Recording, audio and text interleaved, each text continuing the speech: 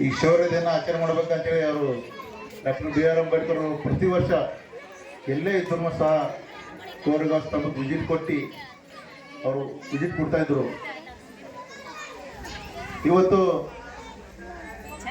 ಭೀಮಾ ಕೋರೆಗಾಂವ್ ವಿಜಯೋತ್ಸವ ಆಯಿತು. Doctor B R Ambedkar ನಮಗೆಲ್ಲ ಗೊತ್ತಿರುವಂತೆ ಇತಿಹಾಸ ರಚನೆ ನಂತರ ನಮ್ಮ ಸಂವಿಧಾನ ಮುಖಾಂತರ ಸುಮಾರು 75 ವರ್ಷಗಳಾಯಿತು ನಾವು ಸ್ವತಂತ್ರ ಪಡೆದು ಇಲ್ಲಿವರೆಗೆ. ಅದು ಈಗಿನ ದಿನದಲ್ಲಿ ಇಷ್ಟೊಂದು ನಮ್ಮ ಉದಾಹರಣೆಗೆ ಸೈನಿಕರು ಇದರ ನಂತರ ಉದಾಹರಣೆಗೆ ನಮಗೊಂದು ಸ್ಫೂರ್ತಿ ಇದ್ದಂಗದು. ಯಾಕಂತಂದ್ರೆ ನಾವು ಸಹ ಯುದ್ಧದಲ್ಲಿ ಧೈರ್ಯ ಸ್ಥೈರ್ಯದಲ್ಲಿ ಯಾವುದೂ ಕಮ್ಮಿ ಇಲ್ಲ ಅನ್ನೋದು. ಆದ್ರೆ ಇವತ್ತು ಆಧುನಿಕ ಜಗತ್ತಿನಲ್ಲಿ ಸಹ ನಾವು ಯುದ್ಧ ಮಾಡಬೇಕಾಗ್ಯದ.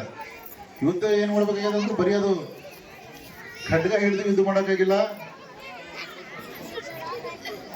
ಲೇಖನಿ ಏನು ಪೆನ್ನಿನ ಮುಖಾಂತರ ಇವತ್ತು ನಾವು ಯುದ್ಧವನ್ನು ಮಾಡಬೇಕಾಗ್ಯದ. ಅಂದ್ರೆ ಪೆನ್ನು ಅಂತಂದ್ರೆ ನಾವು ವಿದ್ಯೆ, ಶಿಕ್ಷಣ.